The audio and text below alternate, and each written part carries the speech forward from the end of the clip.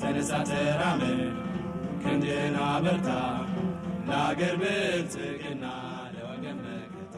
ወጣቶች ሆይ ስኬት ምንድን ነው? ለስኬት ምን እንስራ? እንዴትስ እናድርግ? ስኬት ለምን? እንዲያው በጥቅሉ ስኬትና ሕይወትና ስኬት ምንና ምን ናቸው? እነሆ።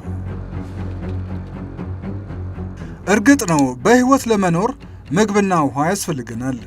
መጠለያን ምነው አስቀረኸው ካላችሁ ሆድ ከሞላ ወዲያ ሁሉ ነገር መጠለያ ነው እላችኋለሁ። ይህ ታዲያ ለእኛ ለሦስተኛው ዓለም ሰዎች ብቻ ነው።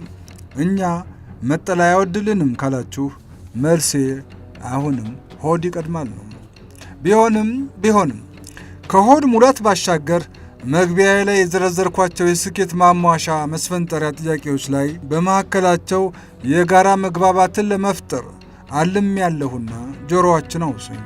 ስለ ስኬት ሳስብ ከፊቴ መጥቶ ድቅን የሚልብኝ አንድ ሰው አለ፣ አንቶኒዮ ሮቢንሰን። ይህ አሜሪካዊ ባለጸጋ ታምረኛ ሰው ነው። እንደሱ ታምረኛ ተሆኑ ዘንድ የሕይወት እርምጃዎቹን ላቋድሳችሁ። በትክክል ህልሜን እየኖርኩኝ እንዳለው ልብ ያልኩበትን ቀን በፍጹም አልረሳውም ሲል ይጀምራል።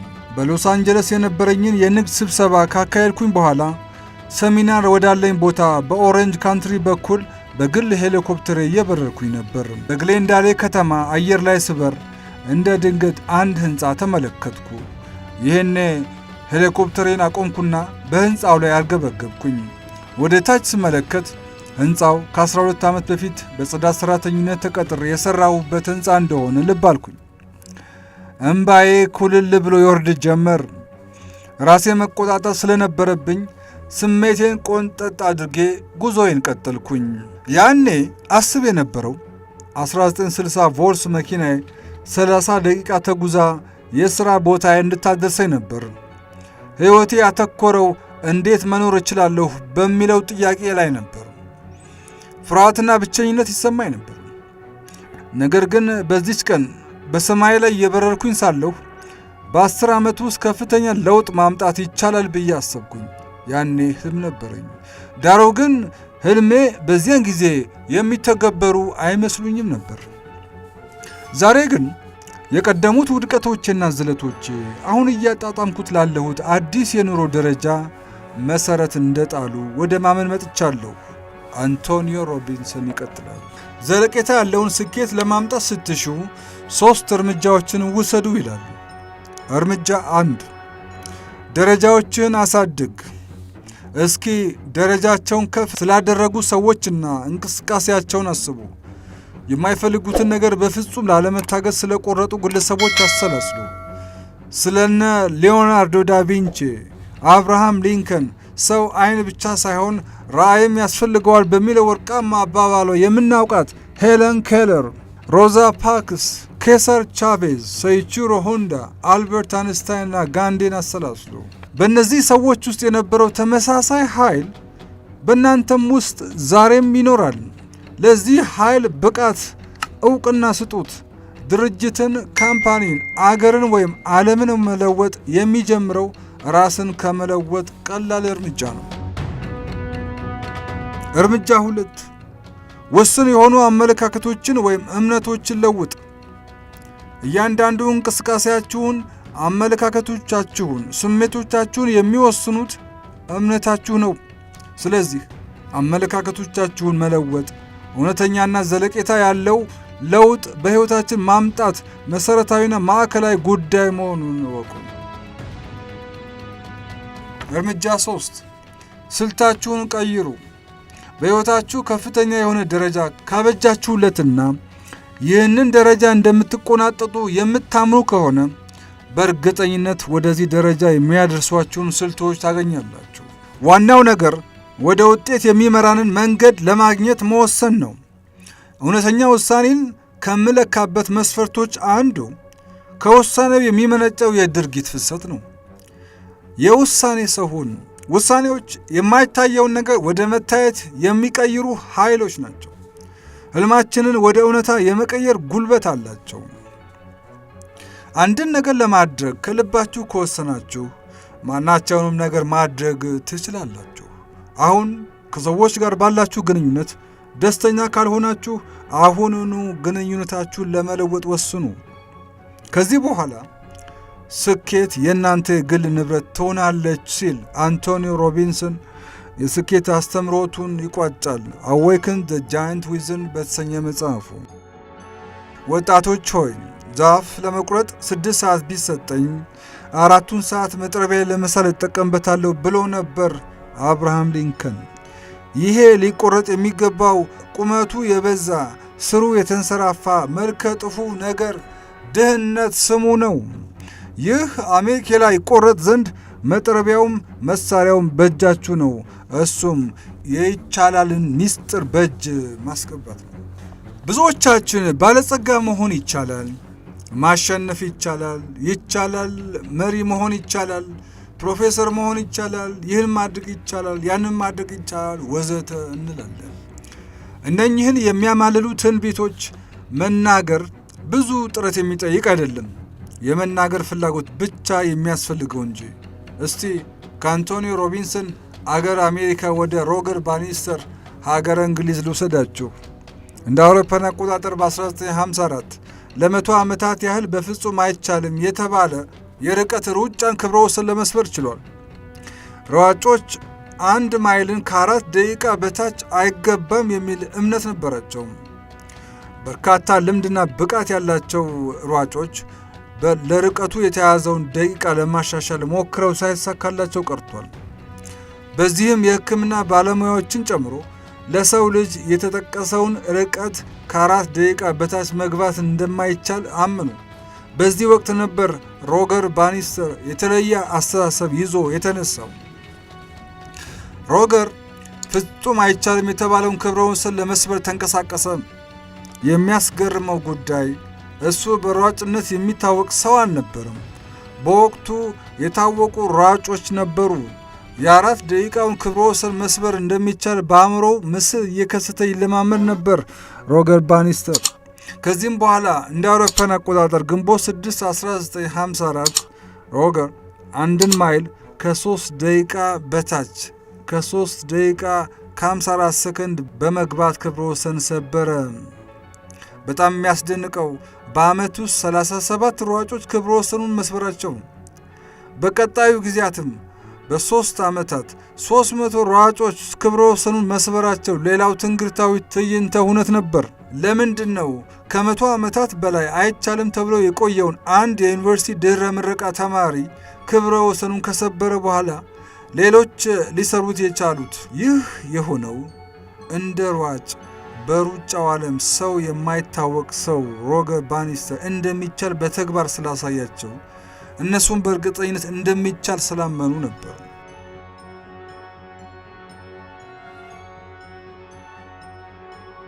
ስኬትን ስትሹ መሰረት ስላለው ስኬት በተመስጦ አስቡ።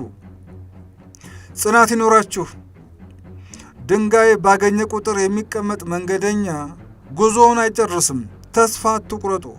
ተስፋ የቆረጣችሁ ዕለት ያ ቀን መኖር ያቆማችሁበት ቀን ነው። ሉዊስ ፓስቸር ለመጀመሪያ ዲግሪው ሲያጠና በኬሚስትሪ ከ22 ተማሪዎች 15ኛ ነበር የወጣው። አይዛክ ኒውተን በትምህርት ውጤቱ በጣም ደካማ ነበር። ዎር ኤንድ ፒስ የተሰኘው የረዥም ልቦለድን የጻፈው ሩሲያዊው ሊዮ ቶልስቶይ ከኮሌጅ የተባረረው የመማር ፍላጎትም ሆነ ችሎታ የለውም እስከ መባል ደርሶ ነበር። ዊንስተን ቸርችል 6ኛ ክፍል ደጋግሟል። ሪቻርድ ባች ሶሪንግ የተባለን ባለ 10,000 መዝገበ ቃላት መጽሐፍ ማሳተም የቻለው 18 አሳታሚዎች አይሆንም ብለው 19ኛው ማክሚላን አሳትሞለታል። ሪቻርድ ሁከር ማርሽ የተሰኘውን ሳቅ የሚያጭር የጦርነት ልቦለድ ለ7 ዓመት ከጻፈ በኋላ 21 አሳታሚዎች አይረባም ብለው ጥለውበታል። ሞሮ አሳታሚ ደፍሮ ካሳተመ በኋላ ግን በሽያጭ ሰማይ ነካ። ወደ ፊልም ተቀይሮ ከፍተኛ ገቢ ከማስገባቱም በላይ ስኬታማ ተከታታይ የቴሌቪዥን ፊልም ለመሆን በቃ። በእያንዳንዳችን ልብ ጓዳ ውስጥ የተከማቸ ለመጽሐፍትነት የሚበቃ ታሪክ አለና ትጽፉት ዘንድ ይሁን። ቶማስ ኤዲሰን አምፖልን ሲሰራ 999 ጊዜ ሞክሯል። የተሳካለት 1000ኛው ጊዜ ላይ ነበር። 1000ኛው ጊዜ ላይ አምፖሉ በራ። ኤዲሰን በዚህ ጊዜ አምፖል የማይሰራባቸውን 999 መንገዶችን አወቅኩኝ ሲል ተናገረ። ታዲያ የቶማስ ኤዲሰን ባለቤት ሚስስ ቶማስ ኤዲሰን ስለ ባለቤታቸው ሲናገሩ ይህን አካላዊ ጥንካሬውንና የማያቋርጥ ብርታቱን ያገኘው ራሱን የመቆጣጠር ክህሎቱ ስላለው ሁሉ ሆነለት። ሙሉ በሙሉ ከመዝናናት ችሎታው የተነሳ መሆኑ ነው። ለዚህም ነው ረዥም ዓመታት ሊኖር የቻለው። ተፈጥሮ ድብቅ ሚስጥሮቿን እንድትገልጥለት ያስገድዳል። እያንዳንዱ ሰው ከራሱ ከተፈጥሮ ከነገሮችና ከአካባቢው ጋር ስምም ከሆነ ምንም የሚያቅተው ነገር የለውም ይላሉ። አዎ አካላዊ ጥንካሬ ግለሰቡ ኃይሉን ስራ ላይ ለማዋል በቀሰቀሰው መጠን እንደሚወሰን ሳይንስ ያስተምራል። የኃይል ድርቀት የሚያመጣው ከባድ ስራ ሳይሆን ውስጣዊ መናወጥ ነው። ለስኬታችን ሌላው አብይ ቁም ነገር የቁጠባ ባህላችን ማበልጸግ ነው። አሁንም ወደ አሜሪካ ልውሰዳችሁ። ሁለቱ የዘመናችን ቁንጮ ባለጸጎች የበርክሻየር ሃታዌ ኩባንያ ባለቤት ዋረን ቡፌት እና የማይክሮሶፍት ባለቤት ቢል ጌት ተገናኝተው ወዳጃዊ ጨዋታ ሲያደርጉ ለምናልባት በአንድ ጉዳይ ላይ ሳይስማሙ ቀርተው ሲወራረዱ የሚያስይዙት ሚሊዮን ዶላሮችን አይደለም፣ አንድ ዶላር እንጂ። ለመገናኘት ሲቃጠሩ እንደ አውሮፓ ባለሀብቶች ቻርተር አውሮፕላን ይዘው በላስ ቬጋስ ኔቫዳ በቁማር ቤቶች ወይም እጅግ ዘመናዊ ሆቴሎች ውስጥ ሳይሆን ፊልም በሚሰራባቸው የካሪቢያን ደሴቶች በቅንጡ ጀልባዎች ላይ የተንሳፈፉ ሳይሆን የሚቃጠሩት በመኖሪያ ቤቶቻቸው እንጂ። ለዚህ አይነቱ ብልጽግና ያበቃቸው ገንዘብ ቆጣቢነታቸው እንደሆነም ይገልጻሉ። ወገኖቼ ሆይ እስቲ ስለ ቢል ጌት አንዳንድ ነገሮችን ላገራችሁ። በዚያ ጊዜ በኋለኛው ጊዜ በዓለም አንደኛ ባለጠጋ በነበረ ወቅት በየሰከንዱ $250 በየቀኑ $2 ሚሊዮን በዓመት ደግሞ $7.8 ቢሊዮን ያገኝ ነበር። $1000 መሬት ላይ ቢወድቅበት ዞር ብሎ እንኳን ለማየት ግድ አይኖረውም ይባል ነበር። ምክንያቱም የወደቀበትን ገንዘብ ለማንሳት ጎንበስ ሲል የእሱ ገንዘብ በ4 ሰከንድ ውስጥ $1000 ስለሚያፈራ ነበር። ቢል ጌትስ በዓለም ላይ ለሚኖሩ እያንዳንዱ ሰው $15 ቢሰጥ ከ20 ዓመት በፊት ነው በእጁ ላይ $5 ሚሊዮን ይቀረው ነበር። ሂሳቡ ሲሰለም ዛሬ አይደለም። የአሜሪካ ብሔራዊ ዕዳ $5.62 ትሪሊዮን ይደርሳል። ቢል ጌትስ ይህን ዕዳ ለብቻዬ ልክፈል ቢል ከ10 ዓመት ያነሰ ጊዜ ይፈጅበታል። ቢል ጌትስ ሀገር ቢሆን ኖሮ 40ኛ 50ኛ ሀብታም ሀገር ሊሆን ይችል ነበር። ቢል ጌትስ ያለውን ገንዘብ በሙሉ ባለ $1 ኖት ቢመነዝረው ከምድር እስከ ጨረቃ የሚደርስ 14 የደርሶ መልስ መንገድ መስራት ይቻላል።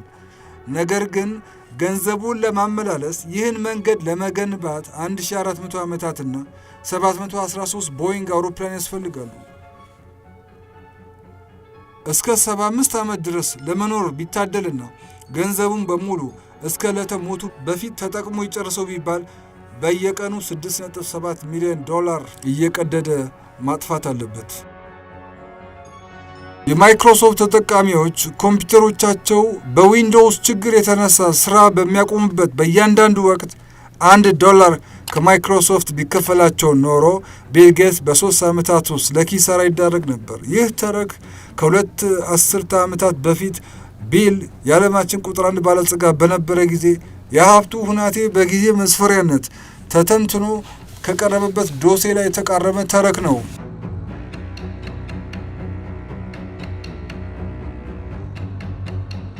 ወገኖቼ ሆይ ከዓለማችን ሕዝብ የመሪነት ስብዕናን የተጎናጸፉት ከ1 እስከ 2 በመቶ አይበልጡም። ዓለምን የሚለውጡት ግለሰቦች ናቸው። ከራስ ጋር እርቅ የፈጸመ ለስኬት የቆረጠ ሰው ለሱ የማይሳነው ነገር የለም። ይህ ምክር ለዛሬ ወጣት ኢትዮጵያውያን ማቅረቤ እንደሆነ ይታወቅልኝ። እኔ የምለው ስለ ወንዶች ስተርክ ሴቶቻችንን አልረሳውም። በተለይም ስለ ስኬታማ ሴቶች ሲወሳ ኦፕራ ዊንፍሬን ማንሳት ግድ ይላል። ኦፕራ እጅግ ደሃ ከሆነ ቤተሰብ ተወልዳ በሕፃንነት ምስቅልቅል ሕይወት አሳልፋለች። ችግርን አሳልፋ ከዩኒቨርሲቲ ኮሌጅ በመመረቅ የሚዲያ ቶክ ሾው አቅራቢ፣ ታዋቂ አክትረስ በመሆን ዝናን ያፈሰች አፍሪካዊ አሜሪካዊ ታላቅ ሰው ናት። አቅም የሌላቸው ሊያሳድጓት ካልቻሉ ተስፋ ከቆረጡ እናቷ ተለይታ ከአያቷ ጋር ስትኖር አያቷ በጣም ደሃ ስለነበሩ ልብስ ሊገዙላት አቅም ስላልነበራቸው የድንች መሸጫ ጆንያ ተሰፍቶላት ትለብስ ስለነበር በዚህ ሁኔታ የሰፈር ልጆች ይሳለቁባት ነበር። ይህች ሴት የመጀመሪያው አፍሪካ አሜሪካዊት ቢሊዮነር ኦፕራ ዊንፍሬ ናት። ፎርብስ መጽሔት እንዳስቀመጠው ኦፕራ በስሟ $2.7 ቢሊዮን አስመዝግባለች ብሎን ነበር። አያቷ ልብስ ገዝተው ማልበስ የማይችሉ አቅመ ደካማ የነበሩ ቢሆንም 3 ዓመት ዕድሜ ሳይሞላት ማንበብና መጻፍ እንድትችል አስተምረዋታል። ከዚያም 3 ዓመት እንደሞላት በአካባቢያቸው በሚገኝ ቤተ ክርስቲያን ዘማሪ እንድትሆንና እንድትማር ወሰዷት። ታዳጊዋ ሕፃን ኦፕራ ዊንፍሬ ብሩህ አእምሮ ስለነበራትና በአጭር ጊዜ ውስጥ የሚገኙትን አብዛኛውን ጥቅሶች በዝርዝር አወቀቻቸው። በአግባቡ ስለምታስታውሳቸውም ከእሷ በእውቀት ያነሱትን ታላላቆቿን ታስተምር ስለነበር ዘ ፕሪቸር የሚል ቅጽል ስም ወጥቶላት ነበር። ይህን ሁሉ ተግባር ትፈጽም የነበረው 6 ዓመት ዕድሜ ሳይሞላት ነበር። ምስኪኗ ታዳጊ ሕፃን ኦፕራ ዊንፍሬ በ9 ዓመቷ በአጎቷ ልጅና ለቤተሰቦቿ ቅርብ በሆነ ጓደኛ ተደፍራለች። ይህን አሳዛኝ ገጠሟል በ1986 ባቀረበችው በራሷ ቶክ ሾው ፕሮግራም ላይ ይፋ አድርገዋለች። በ13 ዓመት ዕድሜዋ በመደፈሯ እያለቀሰችና እያዘነች በእንባ ታጅባ ከቤቷ ጥላ ወጣች። 14 ዓመት እንደሞላት አረገዘች። ወንድ ልጅ ብትወልድም ሞተባት። ኦፕራ በቶክ ሾው ፕሮግራሟ ላይ ስለደረሰባት በደል ስትናገር የእናትነት ፍቅር አግኝቼ ስላላደኩ የልጅነት መሆን አልፈልግም ስትል ተደምጣለች። ቤተሰቦቿ ይህን የመሰለ ስቃይ ካደረሱባትም በኋላ ከፍ ብላለች። የተደላደለ ኑሮ መምራት ስትጀምር ሌላ ክህደት እንደተፈጸመባት አስረዳች። ከልጅነት ሕይወት ታሪኳ ጀምሮ በወጣትነት የትምህርት ዕድሜዋ ያሳለፈችውን የውጣ ውረድ ጉዞዋን የሚተርክ ናሽናል ኢንኳይረር የተሰኘ መጽሔት ከእሷ እውቅና ውጭ በገንዘብ ተስማምተው ሸጠውባታል። ኦፕራ ጎስቋላ እናቷ ገና 6 ዓመት በሆናት ጊዜ ነበር ለአያቷ ጥለዋት ሄዱት። በኋላም እናትየዋ ተመልሰው አክስቷ ቬሮናን ወደምትኖርበት ናሽቪል ቴኔሴ እንድትኖር ላኳት። ቬሮናን ጥብቅ ቁጥጥር የምታደርግባት ቢሆንም በትምህርቷ እንድትጎብዝ የምታበረታታት የምትደግፋት አክስት ነበረች። ኦፕራም ለትምህርቷ ቅድሚያ ሰጥታ በመማሯ ከከፍተኛ ሁለተኛ ደረጃ ትምህርት ቤት በከፍተኛ ማዕረግ ተመረቀች።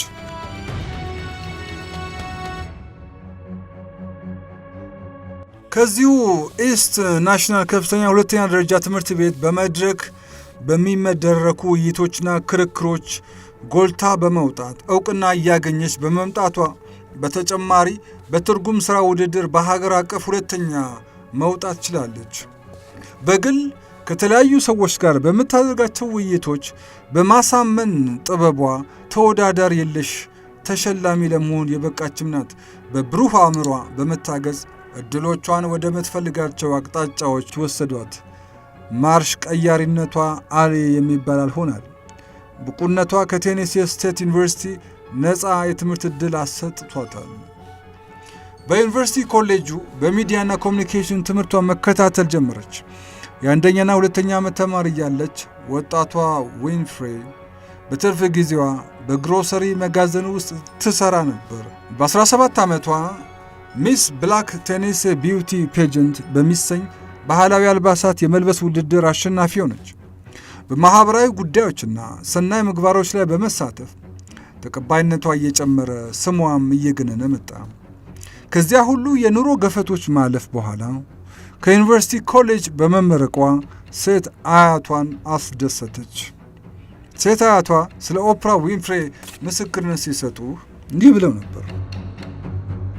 አንድ ጊዜ ከበቆሎ ቆረቆንዳ የሰራቻቸውን አሻንጉሊቶች ጋር እንደ ሰው በማነጋገር ቃለ መጠይቅ የማድረግ ልምምድ ታደርግ ነበር። አጥር ላይ ያርፉ ከነበሩ ቁራዎች ጋር ተመሳሳይ ተግባር ትፈጽም ነበር። የመናገር የንግግር ልምዷን ከነዚህ አጋጣሚዎች በመነሳት አዳብራለች። ከዛን ጊዜ አንስቶ መድረክ ላይ ወጥቶ የመናገር ልምዷን አዳብራለች ይላሉ አያቷ።